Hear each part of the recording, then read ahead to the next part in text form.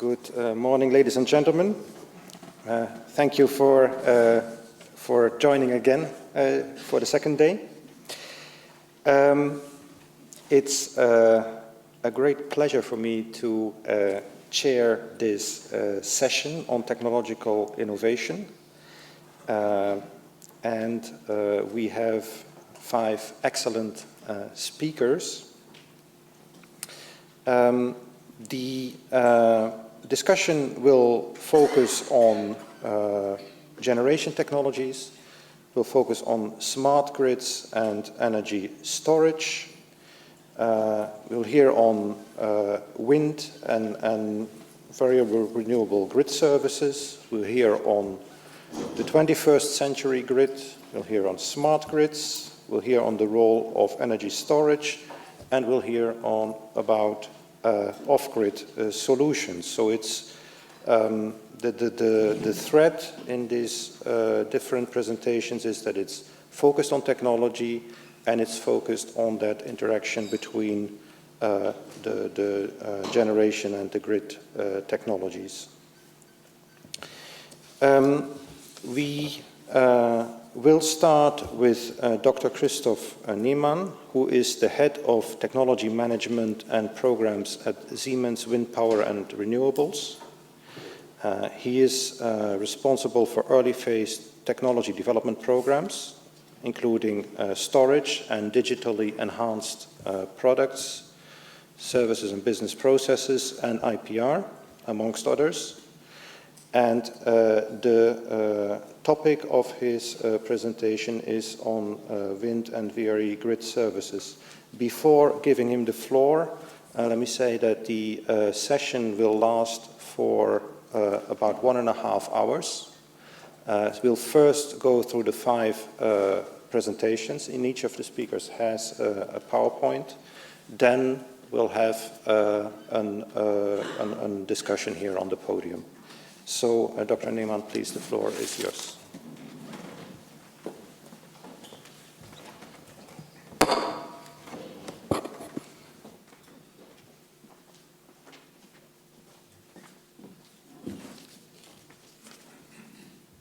So, thanks, Dolph, for the nice introduction. What a beautiful day.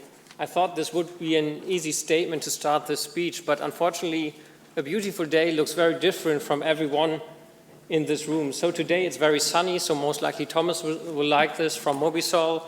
Yesterday was more windy. I love that. I'm from wind power. But most likely the grid guys were screaming yesterday and overnight. So a beautiful day gets a lot of context in the area of renewables. I would like to start off with a slide that, it's again technology.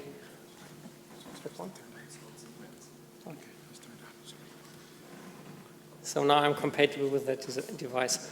So starting off with a slide on a discussion with technology that is about commercial terms might look a little bit unusual.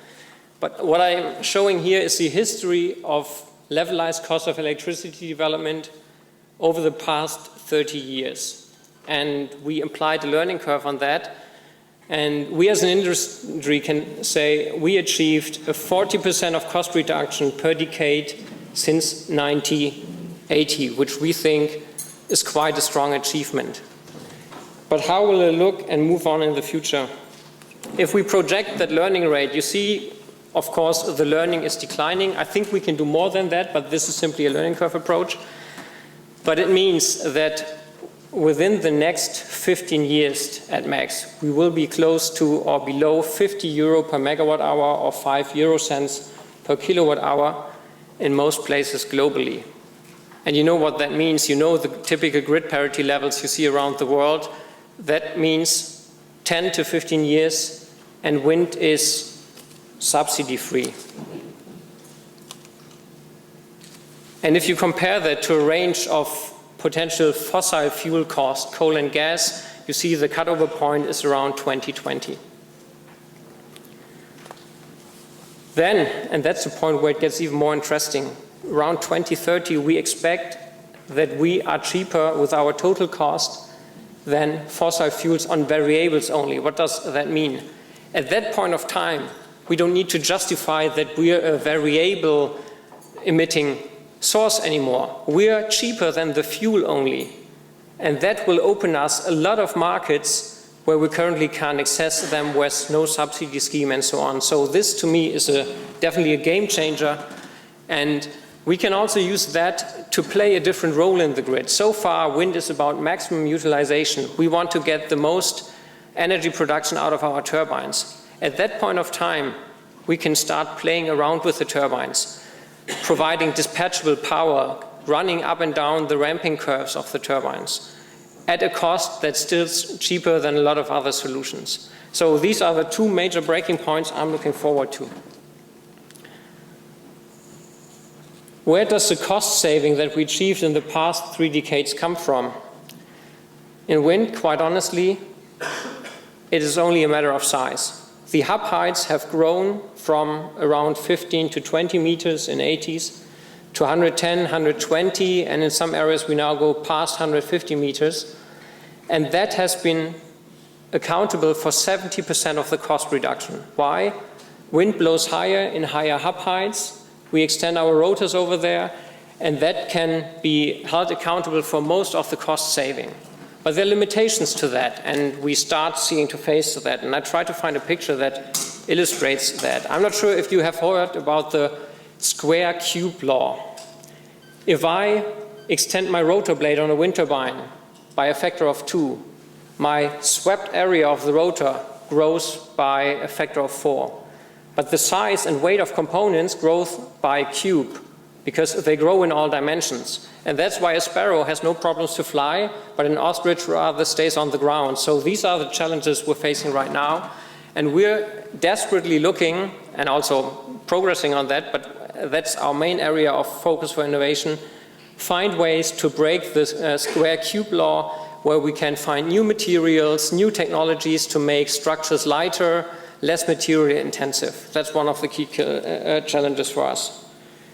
And the second one that comes with the additional height, of course we can run up the height scale even more, but we have been running into more planning restrictions now recently. One is, for example, aviation. So whenever you go beyond 200 meters of tip height, you will get more challenges. And on the second smaller picture, you see the dimensions of our current 7 megawatt offshore machine. So if you need to block roads once every day to get them out of the factory, there are certain limits of social acceptance. So yes, we need to break that cube law of growth. But it's not only the turbines. I think the industry has been putting a lot of focus on the turbines, and for good reasons that allowed us to save costs a lot. But in the turbine, I mentioned the topics, new materials, different generator concepts, more modular concepts. But we're now extending our scope where we look for technological innovation. And that's, for example, on the wind farm level, find flexible park configurations that are optimized on a real-time base. A turbine can be a 7.0 155 one day and an 8.0 at the next day, depending on the load situation. So if we can play around with the configuration real times, we can gain a lot of customer value. Then looking at the whole wind fleet, we can put a lot of learnings and lessons out of digital learning loops across the fleet, self-learning, preventive maintenance. And in the power system, we can combine with other renewables. So I think solar and wind might have quite complementary feed-in patterns on a macro level. We can optimize demand forecast. We can offer dispatchable wind generation, auxiliary services, and smart demand supply management can also help on that. And I think the last stage that we could imagine is a merging of the different energy markets. If we have excess supply from renewables, and we will have that more and more, why not use it for the heat markets? If we anyhow have surplus energy, why not combine these markets? And I think there are different drivers for that. Definitely mobility, e-mobility will drive that. But also the heat market, we see first ideas of utilizing that. And if we look at the digital potential we have, like currently we're producing a product that is 95% hardware, I would say. But with the amount of data we produce, Siemens has produced 17,000 turbines worldwide, accumulated, installed. 10,000 of them are still in remote monitoring, where we look at turbine data on a minute base, 24 hours, 7 days a week. So that's a tremendous amount of data that is waiting to get utilized even more. And I think that is true for a lot of elements in the energy system. We are in quite a lucky situation that a lot of the data already comes in a digital and digestible form, and I think we can work on that. And if I look, what can we promise as an industry? Yes, we will continue our path of making wind power cost competitive, onshore and offshore. We are also willing and want to take a larger role in the energy system, taking up auxiliary services, and we do so already. We can drive the renewable penetration worldwide through global presence and tailored offerings. But there's also some areas where we think we need to have a joint effort between public sector, institutions, governments, and the industry. For example, I think nothing is as deadly as disruptions in subsidy schemes. So we have some examples where it worked out very well and others where it doesn't work out. We're making a lot of investments in large factories, and therefore we need reliable roadmaps. Yes, we're committed to cost out, but we need to have a planning security in place. And have a level playing field. People are willing to invest into new technologies only if they see the market is not distorted. So if we treat all technologies the same, including fossil technologies, I think we would already be right now subsidy-free. And I think what is lacking, at least in some of the major countries who face large renewable penetrations, we need an energy master plan. What roles do we address to the different players in the market, to PV, to technology, to storage, to the grid? This is something that we can only jointly do with industry partners, and that will be a large playing field for more technological innovation. That's it for the moment. Thanks for your attention. We'll discuss that later on, and I think we'll hand over now to the next presenter. Thanks.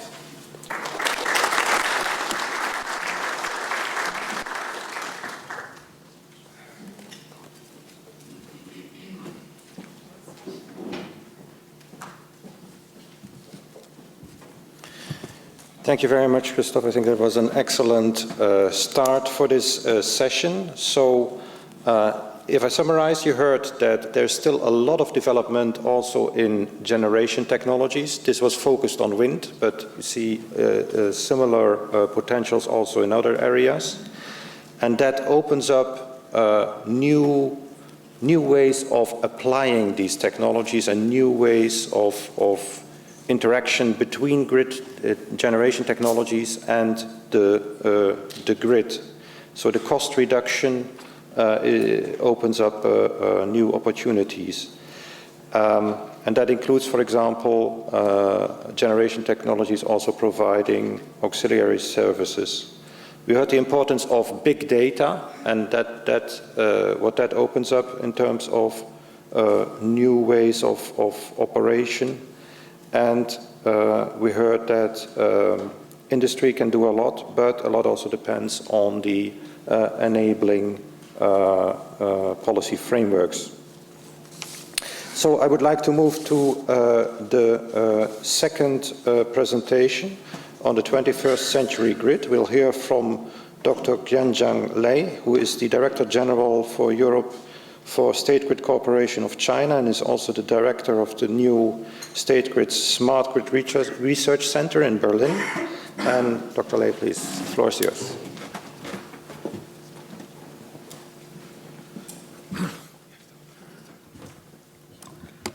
This is not these slides.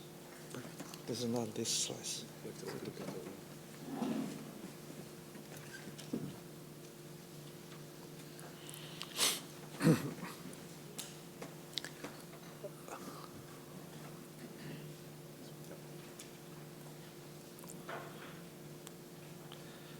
Dear Chairman Dolph, dear everybody here, I'm so happy to have an opportunity to share some views of development in China regarding the 21st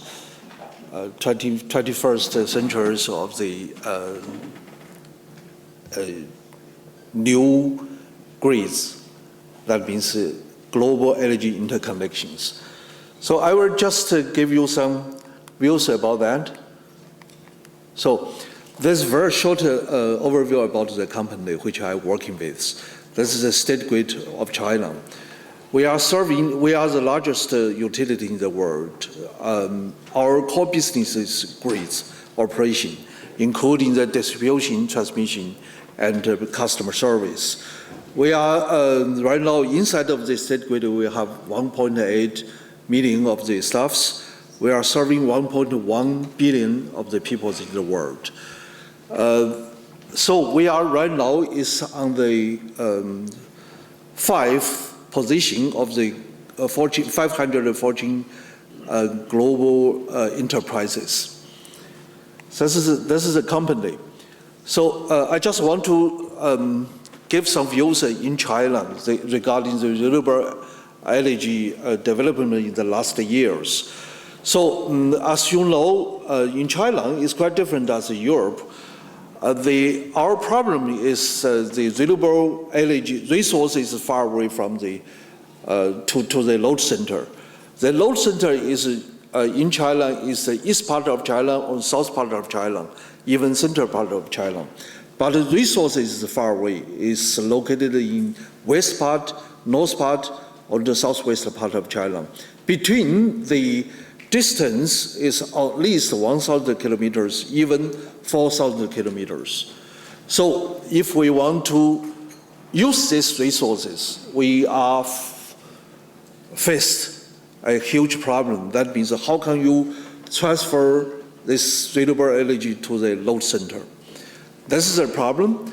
But in the last, we are right now regarding the renewable energy, the hydropower, which is the largest installation in the world, and the wind is in the last, according to the figure of the last year, so installations are already 45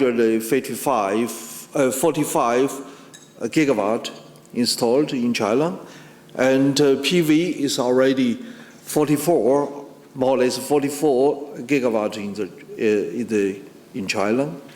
These three of the renewable energy, in terms of the installation, is in size is the largest in the world. According to the plan for the next years, we are already planned by 2020. It's a wind farm is 100 gigawatt. 100 gigawatt. On solar is the 21st. This is right now is already beyond of this figure. So just mentioned the resources far away from the load center. In Europe, everyone knows the transmission voltage is 400 kV. But 400 kV, 500 kV is the transmission distance is more or less 1,000 kilometers. So if you want to transfer the power, bulk power, from the beyond 1,000 kV, you have to choose another voltage level. That means an ultra high voltage level. Depends how far away. So we are right now, in order to solve this problem, China had already introduced on also the operation a number of the ultra high voltage technology, ultra high voltage HVDC and ultra high voltage AC. So far, we have 5 HVDC plus minus 800 kV in operation, and also 2 lines of the AC 1,000 kV AC in operation, in order to transfer the renewable energy which is far away in the east part of China, in the west part of China, and the north part of China. Until 2020, we are planned already for that year,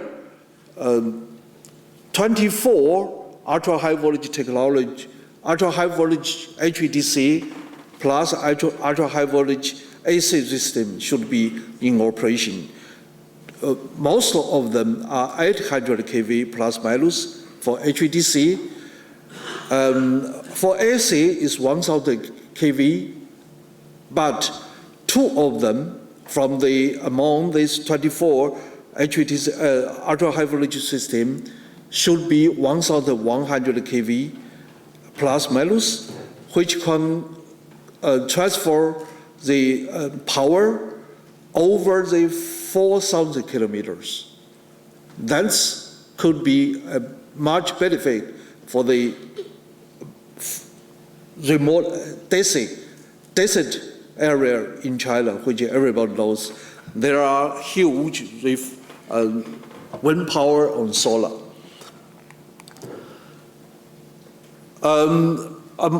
We talk about the advanced grid technology. Beyond the ultra-high voltage technology, we also developed a multi-terminal HVDC. That means to connect the microgrid, which is located in some area. For example, here's one multi-terminal HVDC connected to islands in the east part of China to connect the different small size or middle size of a wind farm to support the grid's operation. That means this one of the systems which are already in operation. Another one, advanced technology is the HVDC grids. We are already planning a first 800 kV plus minus HVDC grids, which is very close to Beijing area, in order to connect all the resources, renewable resources close to Beijing, in order to supply the power with the clean power to Beijing. That means there's 2 scenarios of the HVDC surrounding Beijing. That means the world first pilot project, which will be begin to construct in early next year. Until that means we should operate this HVDC grids by 2020. In order to support the grid's operation, that means you need storage. That means we already installed the first large-scale pilot project combined with the wind, solar, and the storage together to show how the storage together operated together with the renewable energy. That means this is the first project which were located very close to the Beijing. That means 500 megawatt of the wind, 100 megawatt of power of the solar, 60 megawatt of the storage. Here, the storage means battery storage. That means this kind of the pilot project already operated since last 2 years. Not only if we want to observe to smooth operation, the bulk power which transported from the far away, you have very strong smart grid. That means in order to operate the large scale of such kind of the power system, you have to build up the so-called the smart grid. Inside of the smart grid, we have developed a large number of the storage, that being pumped storage. You will see right now, we have already 24 gigawatt of pumped storage, which are already in operation. We already have the 21 gigawatt of the pumping station in operation, in construction, we have another approximately 20 gigawatt, which already planned for the next 2 years. That means by year 2020, we have totally 65 gigawatt in 57 power plants around inside of our territory, that means in our power systems. Besides of that, we have so-called smart substations. It's absolute digital smart substations, already 1,400 pieces already in operation. That means for the smart metering, for the customers, we have already installed 230 million of the pieces which are already in operation regarding the smart meters. A charging station, I just mentioned it to our colleagues. That means the Chinese government already passed a law. In the future, every building, if we want to build, has to include in some park log. That means you are obligated to install a charging pole or charging station in this parking lot. That means it force the e-vehicle to develop very quickly. So that means totally we have over 1,000 pilot projects around the smart grid, different project, different area regarding smart grids. This is one topic. Another topic is in the world, we have a lot of the resources. I would like to say, so far, the existing resources regarding the power, regarding the wind, regarding the solar, regarding the water, if we want to use 0.5 per mile of the existing resources, we can cover all the demand of the electricity demand, energy demand in the world. This is the key point. Until if we have all these resources come from the renewable energy, that means the CO2 problem is not anymore the problem. So where come from these resources? For example, the North Pole. That means along the North Pole is the wind power. If we use the wind power from the North Pole, that means that all of the electricity demand in the world will be solved. But the problem is they're far away. That means at least from the North Pole to the Europe, to the Asia, to the America, at least 3,000 kilometers to 4,000 kilometers.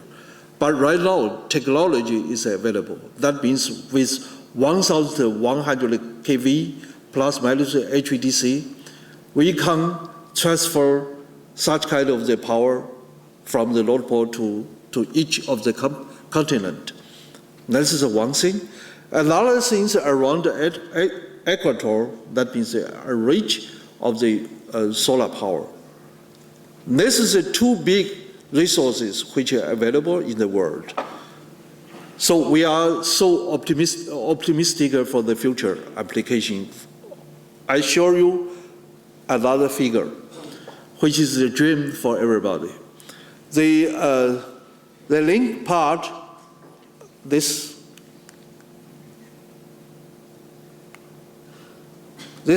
picture, this is a 3 continent of the power generation of the 3 continents, each of the Asia, Europe, and America. That means with a different time zone. In the light of America, but at the same time it's daytime in Europe. The light of the Europe is a daytime in China. That means we can imagine the generation in each of the continent, if we just put them together, then we have become the almost the glad power generation curve. That means if the world interconnected with the electricity, ultra-high voltage technology, that means in the world, everywhere you can use, if your daytime in Europe, you can use the wind farm from the wind power from the America, which is in the night time. But in the meantime, in the early morning of the China or the Asia, you can use it the solar power. That means that around world, 24 hours, you can share the renewable energy, whatever come from. That means the technology make it possible. Therefore, we can imagine in some days, maybe by end of this century or the next century, if the world is interconnected with the ultra-high voltage, with the technology, that means everywhere you can use renewable energy. Still remember, the 0.5 per mile of the existing renewable energy can cover the electricity demand in the world. So all of us in this room, let's us working together for our beautiful future. Thank you very much.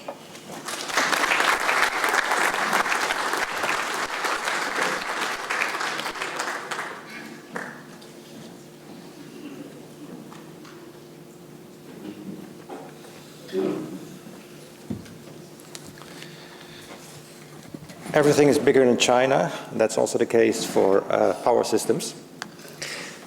So now you've heard one grand vision. So that renewables will imply much longer distance transportation, maybe even a global grid. And a little bit later we will hear the other extreme, that off-grid is the solution. And I think that will make for an interesting discussion. You also heard a lot about what's going on smart grids in China, which I was not yet aware of, so it's very interesting. And that is then a good lead into the next presentation, which will focus on smart grids. We'll hear from Dr. Ernst Scholz, who is the Global R&D Strategy Manager at ABB. And he has managed research portfolios on grid automation, power grid technology, economic analysis, automation and control, and a number of other relevant areas. So I look very much forward to that presentation. Please.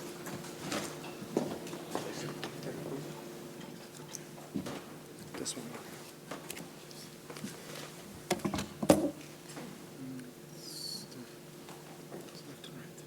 Okay, this is pointing. Okay.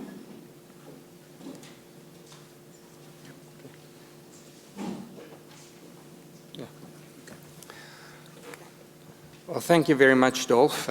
So, as you can see from the title, I actually took some poetic freedom, and I didn't call it smart grids.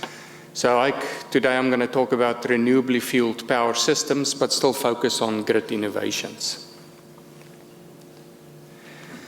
So, I think it's been mentioned already quite a few times in the past day that what we observe globally is that the energy mix, or the balance of it, is tipping towards renewables, and it's irreversible. And this is driven by policy and then also technology cost reductions.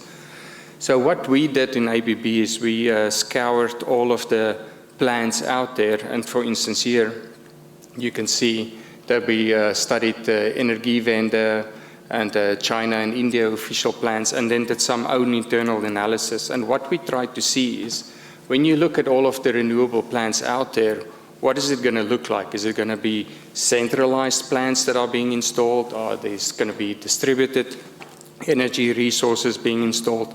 And the reason for doing this analysis, it really impacts on what we need to do as a technology company when it comes to grid innovation. So what we have seen is that we believe that both centralized and distributed resources are going to grow in the future. And it's mainly going to be variable renewables that are going to grow, like wind and solar. And then what we also saw is that when we look at industrialized regions and then also fast developing regions, it seems like the industrialized regions are really favoring to go distributed, like for instance in Germany. But in the fast developing regions, they really focusing more on, say, centralized plants, for instance in India, where they focus on centralized solar plants.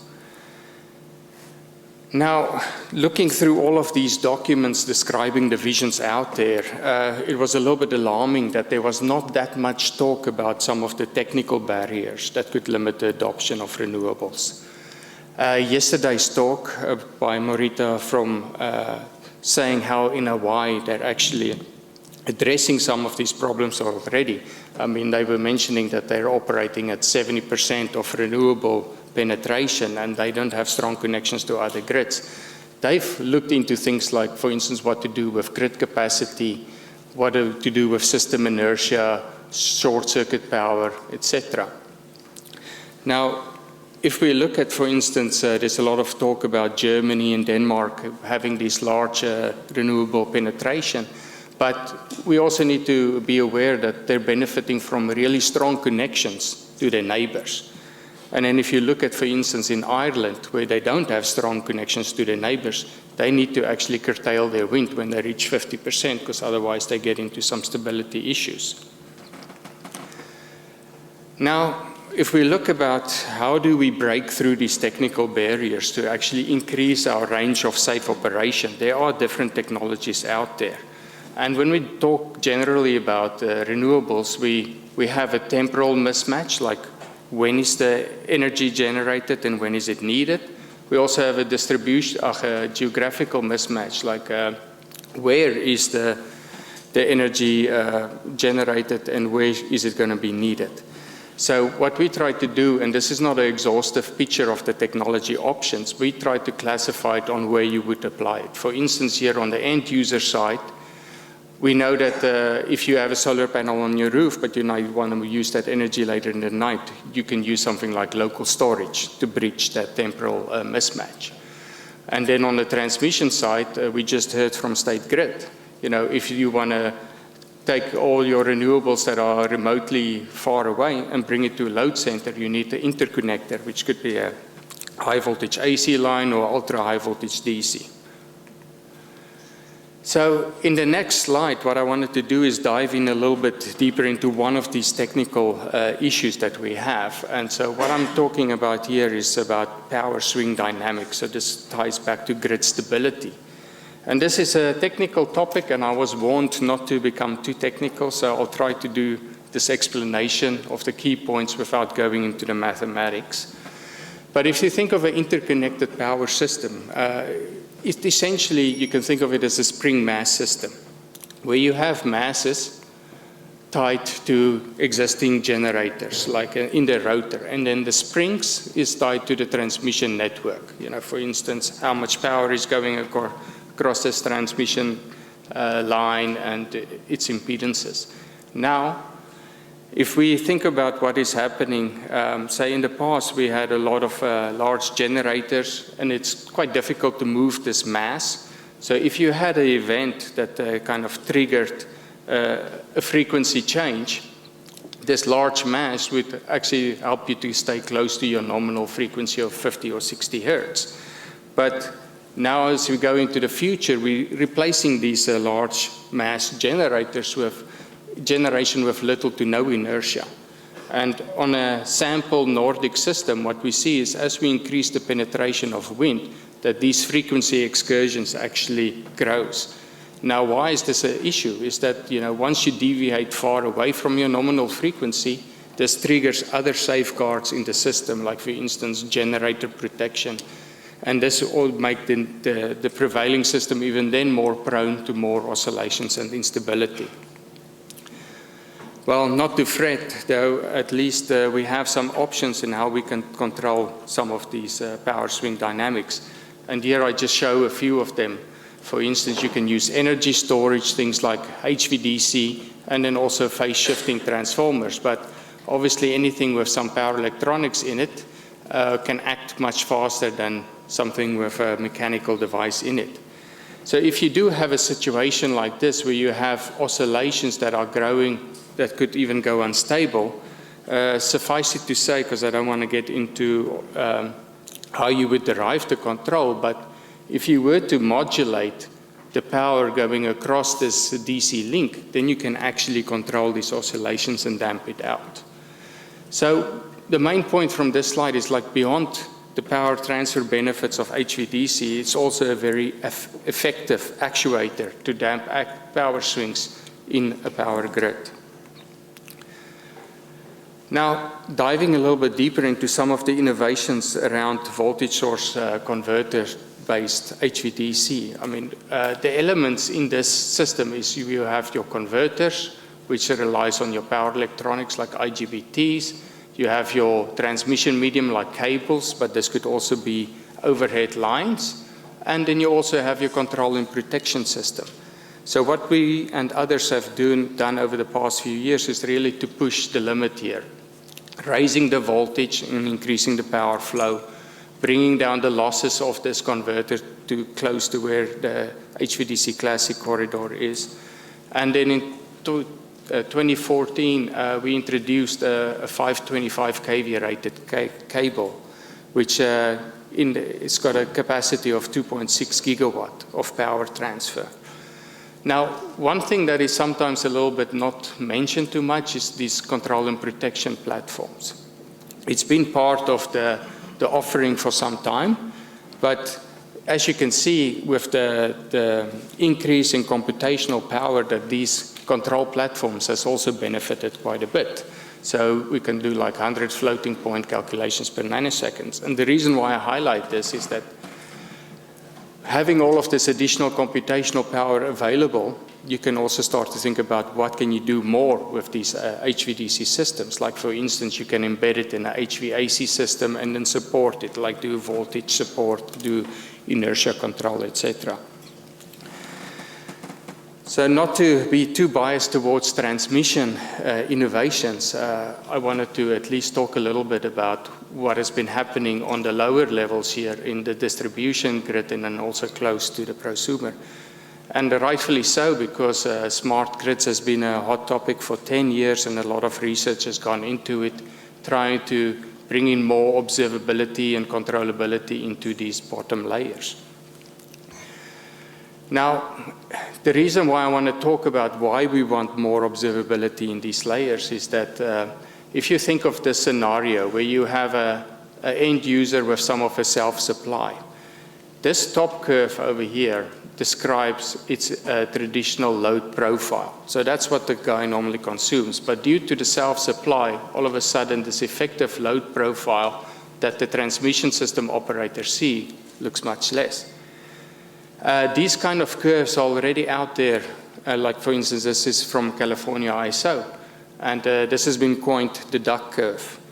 And now, why is this kind of an issue is that if you were to have a problem here with your self-supply, maybe your solar converter has an issue, then all of a sudden this real load would reappear on the transmission level.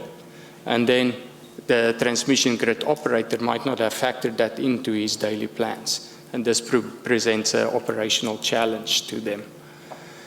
So now talking about what we have been doing regarding smart grids and distribution systems. What we've been doing over the past few years is to really work on improving this grid observability by installing additional sensors and communication to get the data out of these remote areas and back to a control center.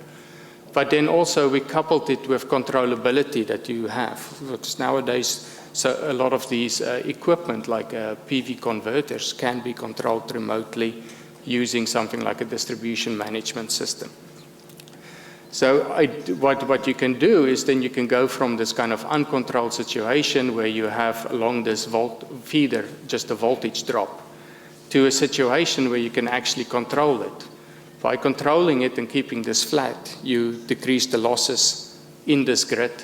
And then by manipulating it up and down, you can also increase the efficiency.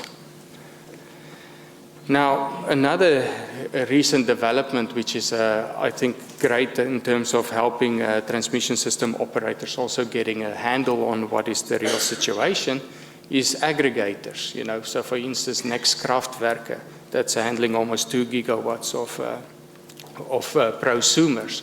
You know, when they interface and essentially tell the TSO what's happening, then everybody can do a better job in operating this integrated system. So, some concluding remarks. You know, I was focusing mainly on technology and, you know, some technologies to watch going forward, as pointed out by State Grid.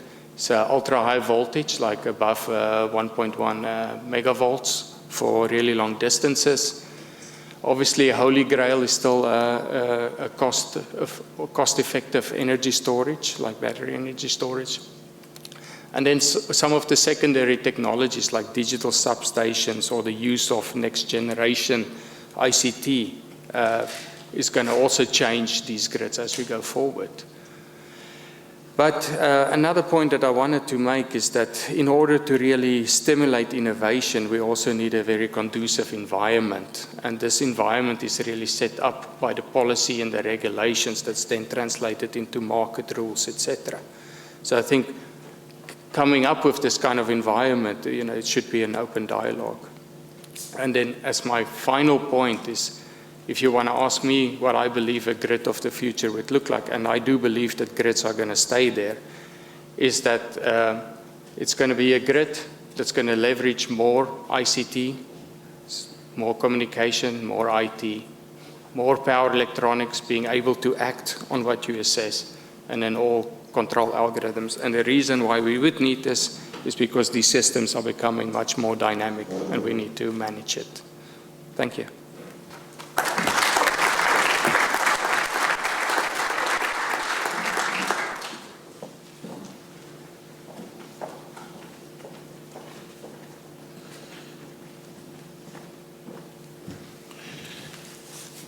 Thank you very much, Ernst. That was very interesting. So we usually talk about technology progress on the generator side, but it's clear that in terms of the grid technologies, there's also very rapid development, and that first of all, that interacts with all these renewables coming on board, but also that enables much more renewables coming on board. And so you see developments in the hardware, but you also see that the data management and that the IT interaction and the control part is rapidly evolving, and that enables a lot of new ways to operate. You mentioned in your presentation battery storage. That's the topic of the next talk. We'll hear from Dr. Michael Salomon, who is the CEO of Clean Horizon, which is providing technological, regulatory, and business expert information on application of storage. We already had an interesting discussion yesterday, and look forward to your talk. Thank you, Dolph. Thanks all of you for being here and for having me today. So my name is Michael Salomon. I will be probably some of you don't know who we are. So just simply, we're a consultancy that I've started in 2009. We only do energy storage. In 2009, energy storage was still a very early topic. So now, of course, the company has grown, and as with the subject, usually we help, as Dolph said, we help companies develop their energy storage business, meaning we're not so much looking very much 20 years forward. We're tend to be looking 6 to 12 months forward, and that's already sometimes even too far away for some of our customers. So I was very delighted to have been given this opportunity to take a step back with what we do on a daily basis. And instead of taking 10 minutes to make my slides, I actually took 4 hours.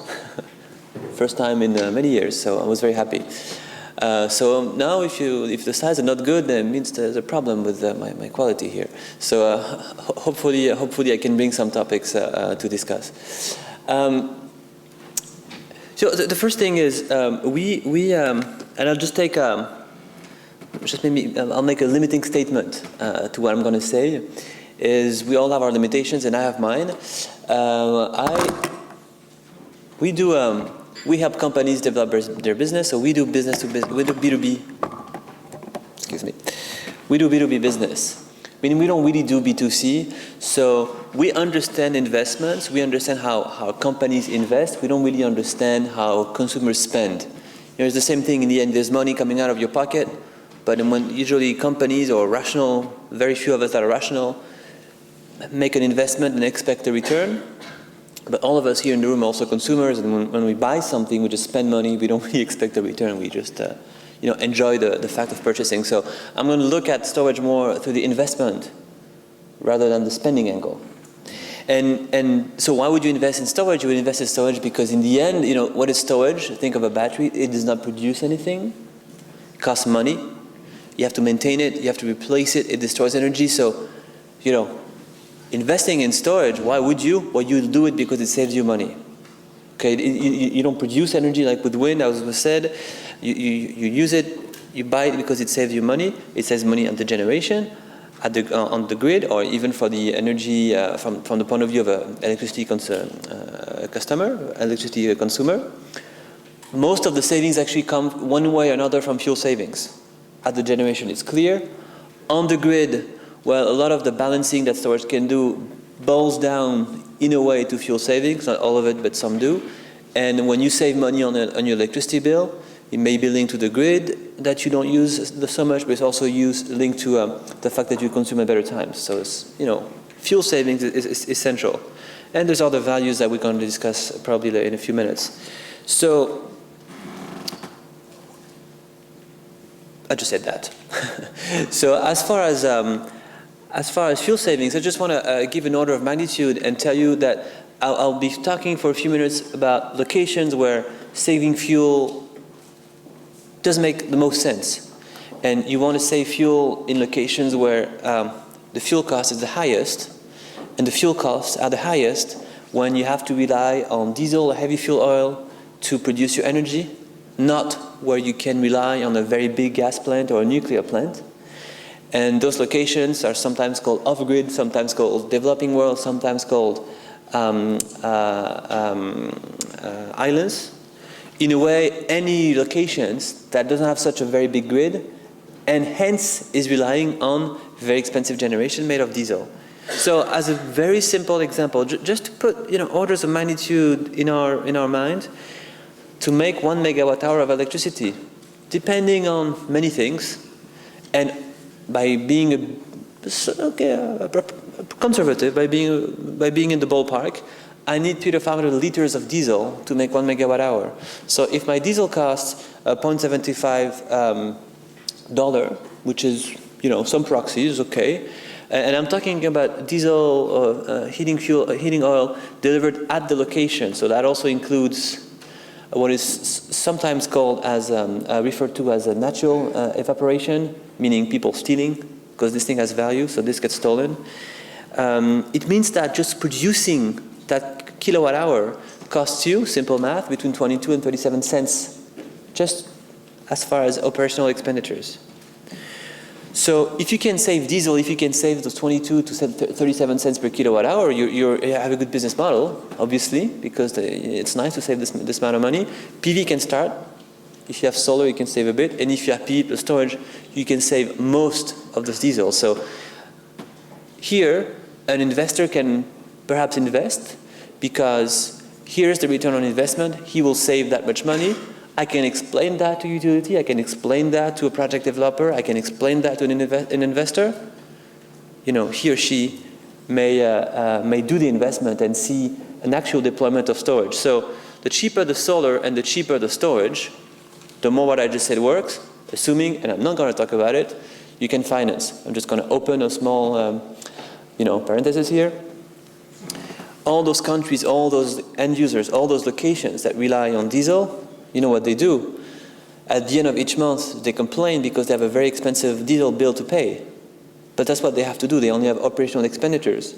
What I'm suggesting here is getting rid of this operational expenditure. Okay, but there's no free lunch. It comes to at the expense of having made a very big investment day one. So you need to be able to finance it, and that's something that I worked on with Irina, and that's something that this is the key to actually materialize this long-term vision that I'm starting to share with you. So I'm going to assume this problem is solved, okay? Which is a heroic assumption. So cheaper PV, cheaper storage can get you farther along. And we've discussed this. Technology prices are going down. It was shown for wind. Guess what? It's the same for storage. So in order to see this huge potential for those off-grid island developing nations region, we made this graph. This graph. So I'm going to read it with you because it takes time, and also it's a very small print, so it's probably impossible to read, but it's okay. I'll comment the most important things. So first of all, all right. So what am I showing here? The first thing you need to see is it goes, like I said, through the roof. So first thing, thing goes up. Very nice. Number two, what am I showing here? Well, I'm showing you, based on assumptions that I'm going to very swiftly allude to, what I'm showing is, well, if in all those countries, most of them developing, most of them island, in all those countries, I was replacing the installed base, the installed gigawatts of diesel engines running in those countries to deliver power. If I was replacing this by a PV plus storage system in a profitable manner, meaning such that this replacement was actually giving me a very nice 10%, I think, very nice rate of return. So in a way that's rational for an investor. And each country has a different PV price and a different diesel price. I would be able to generate that many billions of dollars in storage sales. Okay, so I'm just telling you that as the battery prices keeps going down, I'm going to open up more and more countries and make it more and more possible in more and more countries to replace diesel by PV plus storage. Excellent. So in terms of quantities we're more used to, I mean, billions of dollars of storage is very nice for my customers. You may not care, so we can maybe go next. This here means 250 gigawatt hour of batteries, okay, roughly. Total maximum potential, blah, blah, blah, all right? This is not something we're seeing today. And to materialize this vision, and assuming the investment problem is solved, the financing problem is solved, that's a very strong assumption, and assuming the battery price is in this region, well, in all of those countries, it starts making sense to turning off your genset and just keeping it for that horrible week in the year where there's a hurricane and you have no sun and you cannot rely on the sun. So just using the diesel as backup. And the battery price, the battery technology we use for the simulation is very simple. It's a 3,000 cycle, 70% efficiency for those who know. It's some kind of a flow battery. The prices today are close to here. Not there yet. If they get there, we can really change the paradigm of energy generation in those off-grid / developing / island regions. All right, very nice. That was for this kind of region. Now, what about the other kind of region, the region where we're actually sitting in right now, which is, I think we call them strong grid regions, like Europe. Well, I'll make again, I don't want to be technical, I'm not allowed to, but I will make a very swift allusion to technical stuff that I'm going to breeze through. This is called reserve. It was mentioned before. You may have heard about this. As you know, to make a grid work, you have load, you have generation, you need to match them, otherwise it doesn't fly. And the variable of adjustment between those two is called reserve.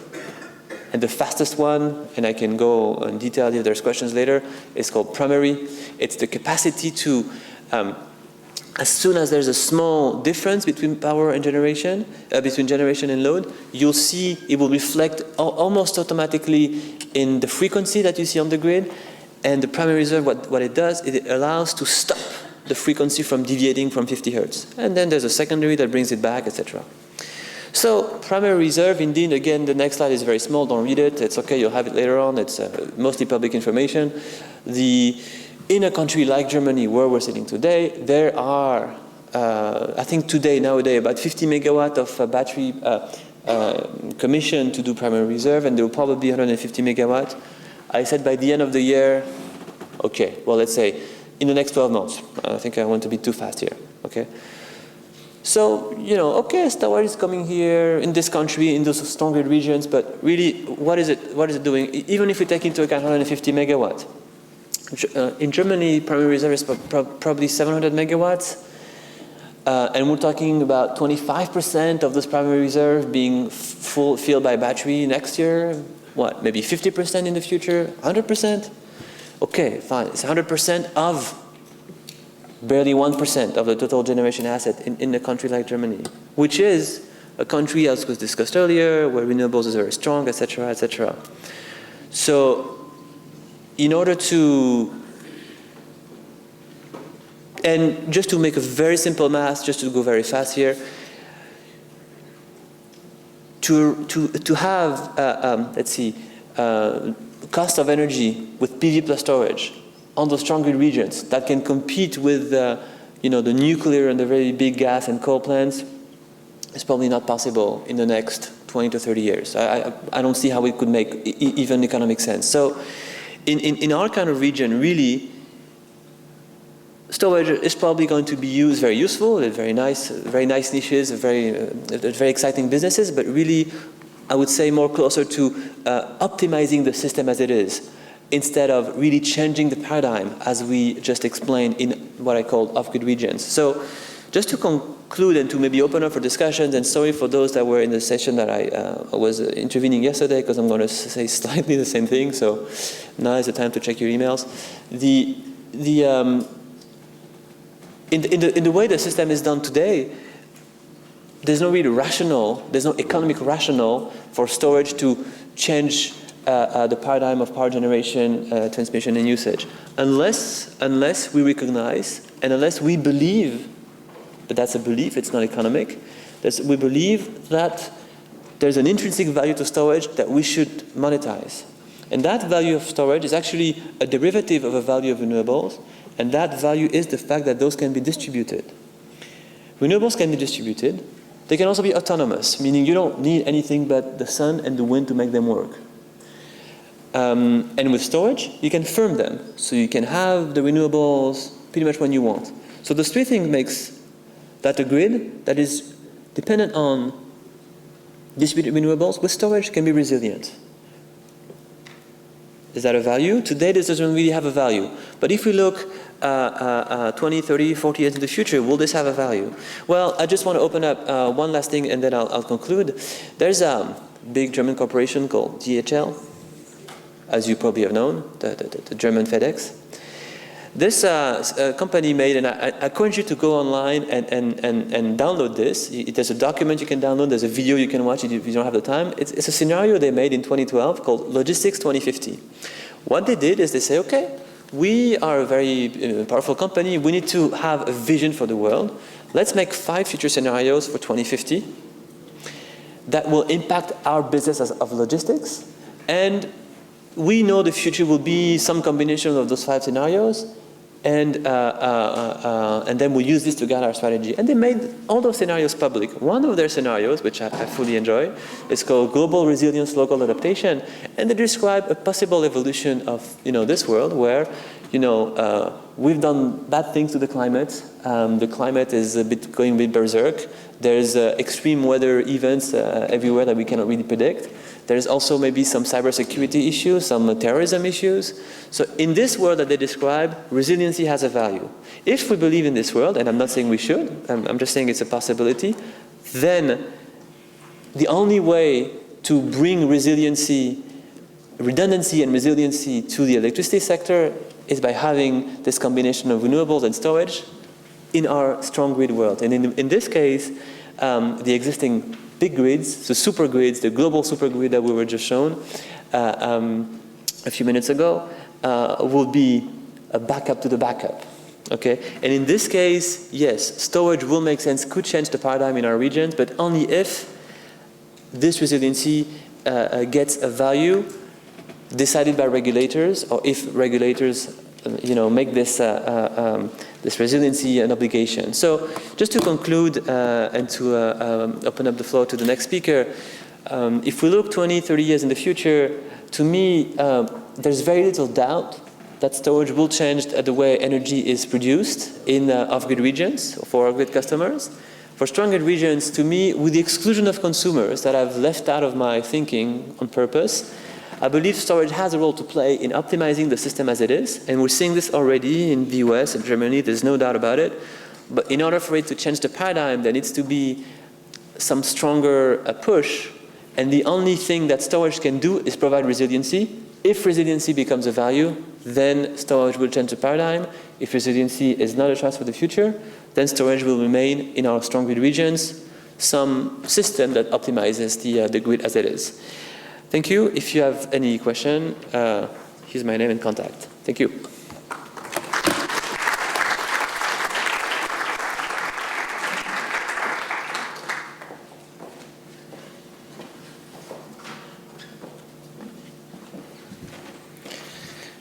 Thank you very much, Michael. You have already nicely summarized your own presentation at the end, so I will not repeat that. Let's move to the last presentation. We will hear now on remote systems, off-grid solutions. There was a recent report, I think it was IFC and BNEF, on off-grid solar power systems, which stated that there were now 90 million customers benefiting from these type of solutions, and 20 million of them were first-time energy access. So it is already very significant on a global scale. We'll hear now from Thomas Duvo from Mobisoil. He's the head of business development, and it will be about these type of solutions. Please.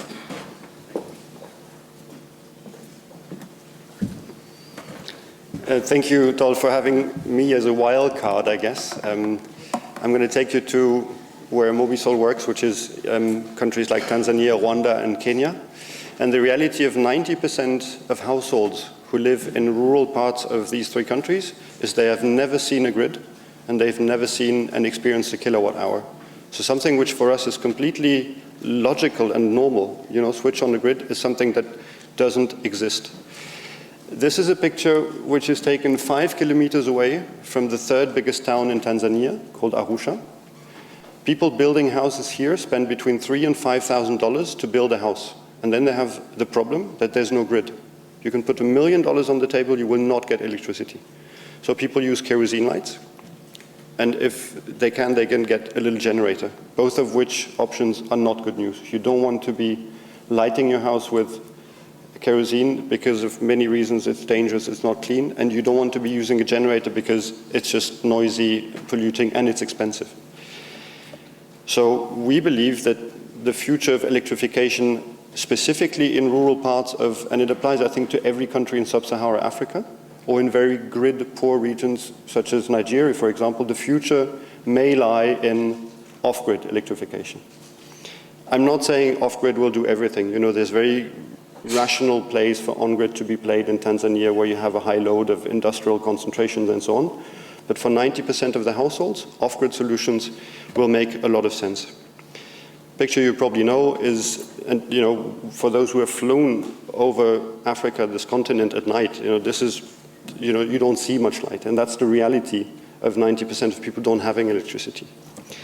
Since I'm a wild card, I will allow myself to be a little bit provocative. Put the hat on if you were a minister of infrastructure or a minister of energy in, say, Tanzania, and you have a specific budget at your disposition with which you try to do electrification of rural households. The numbers we got from Kenya, Rwanda, and Tanzania, from our contacts at the ministries, is depending on how far you are from a town, a grid connection will cost you between $1,200 to $4,000. It's just a grid connection. It's not kilowatt hours, it's not the appliances like a TV or charging mobile phone, it's just the pure technical connection of a household. A Mobisol system that comes with a TV, that comes with a machine that charges 10 mobile phones, with a radio, with 5 LED lights, a solar panel, a battery, which is installed and guaranteed for 3 years, costs the customer less than $1,000. And if I was making a large bulk sales to a ministry, I can offer the system for way less than $1,000. So then you take your millions or billions and you say, you know, if you want to electrify many people in rural areas, well, off-grid is certainly an economic and completely rational thing from day one. And as we know, you know, solar is not a new technology. It's completely robust, it works, it doesn't fail. We calculated last week, we have an availability of 99.9% for Mobisol systems, and I don't know many grids in sub-Saharan Africa that deliver close to 90%. So the summary is, if you compare the options for a household, you know, kerosene and generators, you don't want that. Nobody really wants to run that if they can switch to solar.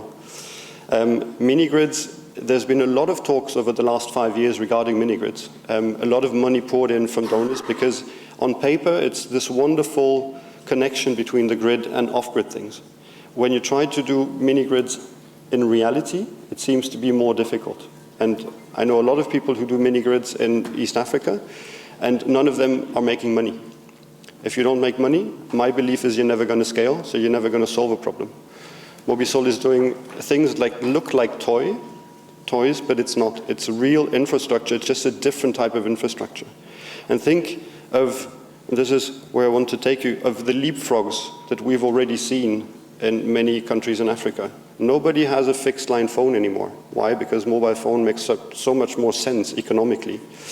Nobody has a bank account. In Tanzania, only 1% of Tanzanians have a bank account, but 70% of Tanzanians use mobile money called M-Pesa, which is a very smart way to transfer money from one mobile phone to the other. And we believe that the next leapfrog that we'll see is in this electricity sector, simply because every single household that we talk to wants electricity. So we're just planning a market entry in Kenya, and one of our investors asked us, is there really demand in Kenya? So we said, okay, let's do an external focus group, and we asked 1,000 households, do you want electricity? And surprise, surprise, 1,000 households said yes. One point to what solar can do, because the number that Dolph mentioned, 90 million people, most of them will have one solar lantern. But real electrification is more than 3 lights. You know, it's fine if you can substitute a kerosene lamp with an LED, but what you really want as a household, and think of this household that has built a house for $3,000, you want 100% of your electricity needs. And today, the electricity needs, and that's the left part of the picture, it's TV, radio, a fan, 5 lights, and recharging mobile phones. That seems to be pretty homogeneous across the regions where we work today. What will be needed tomorrow, and tomorrow is basically, literally tomorrow, is all these appliances that people want, which is basically irons, fridges, stereos, and in certain countries like Nigeria, maybe air conditioning. Which is to say that if you do large solar home system, and large, you know, to me large is 200 watt. To most of you in the room, it's probably super small. But if you take efficient direct current appliances, 200 watt does the trick. Maybe one small anecdote, in Nigeria, there's 20 to 25 million small generators running in Nigeria every day, which are less than 2 kilowatt. So it's every day, it's 50 million liters of fuel, which you put in every 50 million liters of fuel to do what? To do ventilation, TV, and light. All of these generators, theoretically, can be substituted with a solar home system. So, you know, that's the type of potential that we look at. The grid, as you know, in Nigeria has probably 3 to 4 gigawatt installed for 180 million people. Yet they run 25 gigawatt of an alternative infrastructure that can be leapfrogged by solar. Next slide, and I'm coming to the end. Solar is not a toy. 40% of our customers make money with their Mobisol system. Most of them do mobile phone charging. So they charge the mobile phones or the solar lanterns of their neighbors. And on average, and that's an external study that validated that, they make $35 per month more than what they pay me. So they pay me for 3 years, a monthly installment of around $20 to $25. And every month they make $35. So one Rwandan customer told me jokingly, he said, "You're not selling a solar home system?" I said, "Yes, I do." He said, "No, you're selling a money-making machine." And that's when it clicked in my head. I said, of course, if you have a machine that makes more money than it cost, you're going to repay. So what many investors feared when they invested in Mobisol was a high default rate. We have no default rate to speak of, because people will, of course, pay for something which is so central to their quality of life.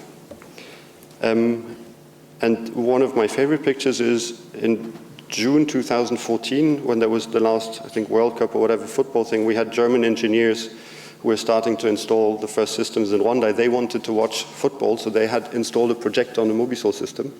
And the mayor of the village came and said, "I want that, because I want to be running a small village cinema in this community." And within, I think, 6 weeks, we sold 1,500 village cinemas in Rwanda, because every single village wanted to watch football. And what it does to the reality of a community, and it's completely beyond what Mobisol does, what it does when you bring things that have a productive use, that change the way that people interact, the way people meet in a town, the fact that you have public lighting suddenly. If you don't run the village cinema, this is the central picture, you just put light. And that's something which is pretty moving to me, and this is basically our vision for 2020 in this town, which is called Lolovono, which is next to Arusha, which is to say, and it's an appeal to think about a paradigm shift from on-grid to off-grid in those regions where it makes economic sense. Thank you very much.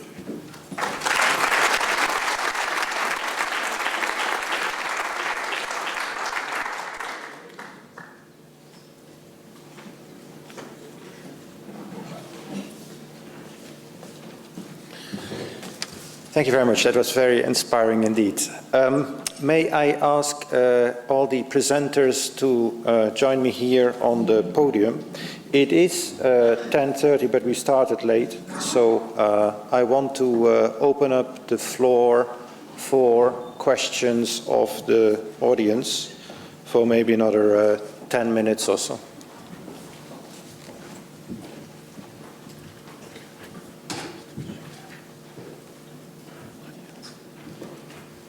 So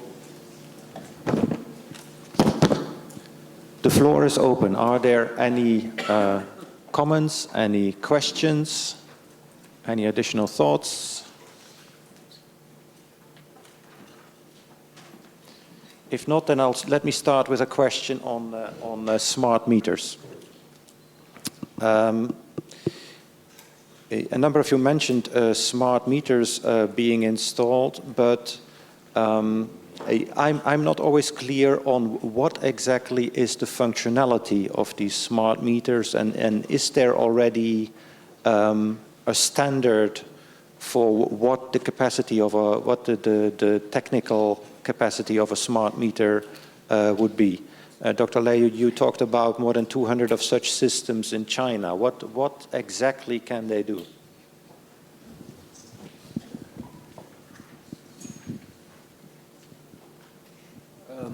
Thank you for your question. That's very interesting. So actually, the smart metering is, according to the definition, is 2 points to describe. The first is able to calculate different tariff. Depends on the demand and depends on the times and so on. That's first. The second is able to account two directions of the electricity. The first is assumption, second is generation from two directions. That is, of course, the core of the smart metering is communication, either the wireless or with optical fiber. That means you can remote from the load center to read every information which needed to evaluate or to account from the remote area, remote methods. I think this is a smart metering which we defined in China.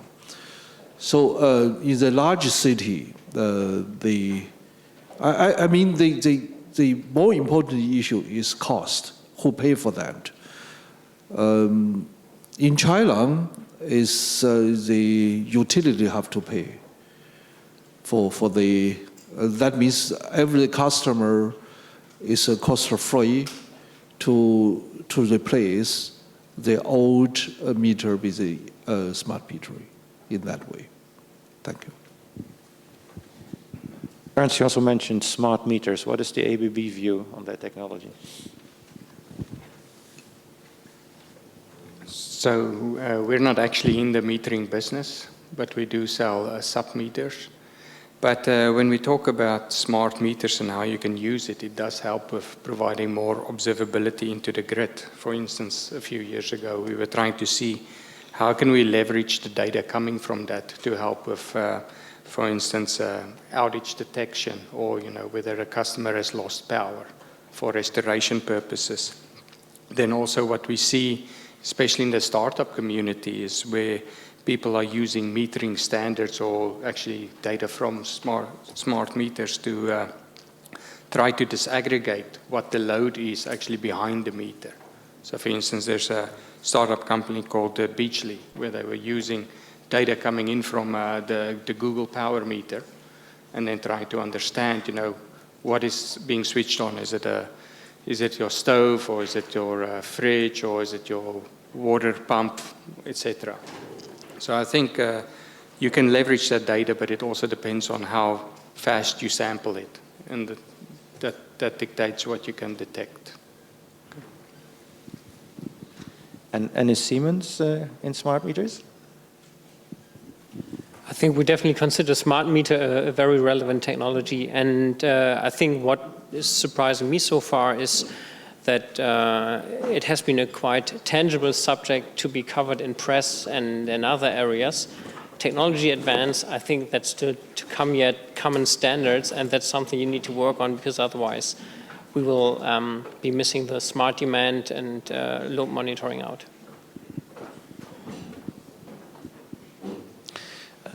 Thomas, if you move to off-grid systems, you mentioned in passing that you favored DC solutions. In a number of countries, it's argued, well, off-grid is kind of an interim solution to the grid coming. So if you're then stuck with DC solutions, that's a problem. How do you see that? I think it depends on your belief of whether the grid is going to come or not.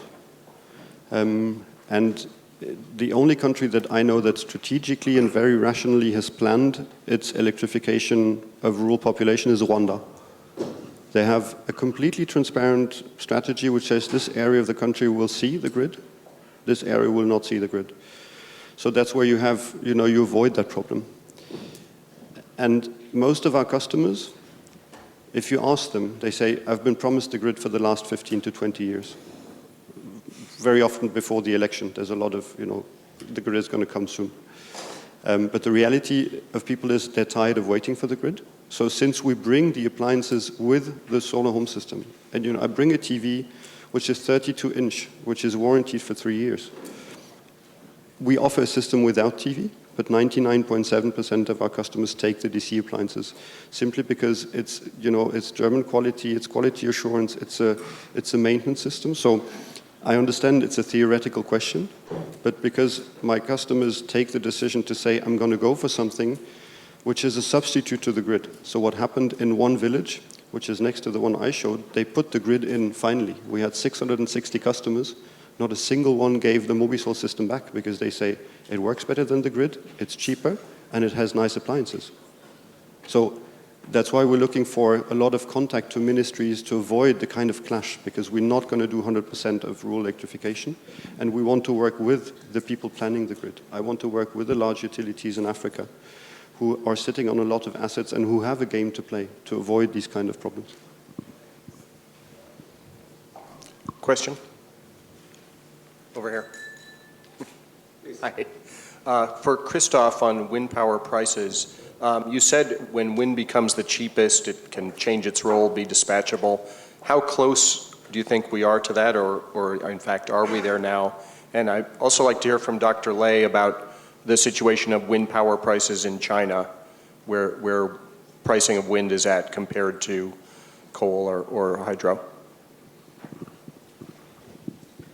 Maybe you spotted that I deliberately compared wind power prices or cost to fossil fuels and not to grid parity or wholesale power prices, because that's where one of our largest problems will come from in the future.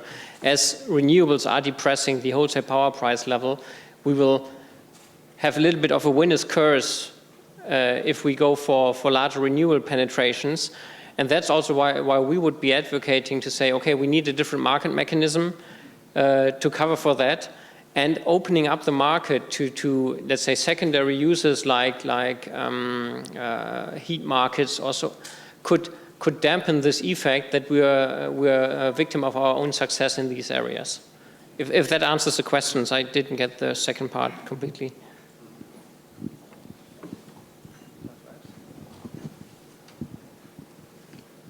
So still regarding the wind power, in China, so we have two different kind of the wind farm. The one side is large scale. That means the Chinese government already planned 9 very large scale wind farm, each of the 10 gigawatt. That is one, just because of this kind of the large wind farm is in desert area, which is nobody there. So we can explore such kind of the resources. 4 of them already in operation. The other 5 still in construction. But we believe before the 2025 should be all of this large wind farm should be connected to the grids. Another is a small size of wind farm, but we do not have the single wind turbine so far, just because of the cost, and also who will pay for the construction. Therefore, we have in comparison with the larger scale, but we have the small scale. Each of them maybe is 20 megawatt, something like that. This is in distributed area. This distributed wind farm should connect with meter voltage, something like 10 kV and even 110 kV, like that. This is a two different way which we promote. The government want to use this renewable energy installation to help the people who are living in remote country, the remote area, to help them get more and more rich. In the past time, as of 20 years ago, the central government just gave them the money to support the poor people who are really in the remote area. But in the last years, the policy is a little bit changed. Instead of to give the money, right now is to help them equip some kind of the renewable energy equipment like the PV, like the small wind farm. That means every year you will get, if you produce the electricity, you will get the money back. That means to continue to support the poor people get every day continue better life. This is a new development right now in China. Thank you. And last question, please. Thank you.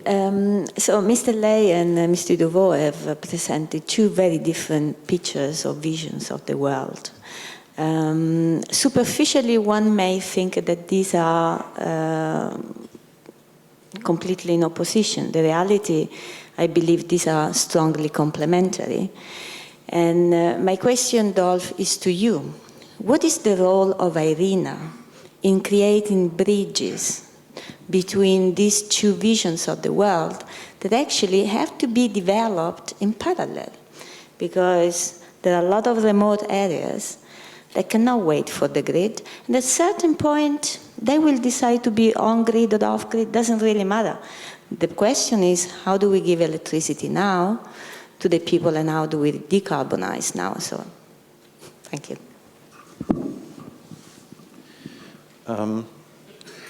In IRENA, we're working on both areas. We are working on a program which is called the Clean Energy Corridors. The idea there is to better interconnect countries and to build new transmission lines to access also remote renewable resources for large-scale projects. The second work is around energy access and off-grid solutions. So we have a significant program on island solutions, which is more the mini-grids. And then on the off-grids, we have every 2 years on our what we call the IOREC, International Off-Grid Renewable Energy Conference. I think the next one is fall of this year. And that's focused on